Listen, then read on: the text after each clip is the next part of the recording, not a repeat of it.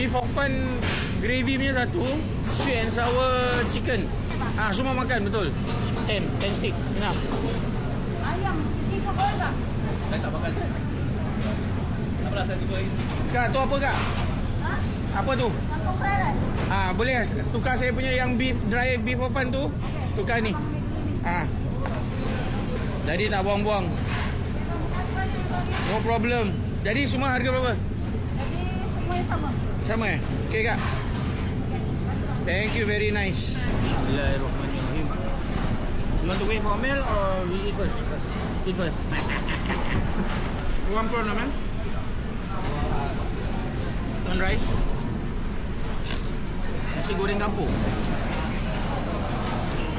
Fried rice 750. The portion very big. Apa dia? Restoran cili padi je.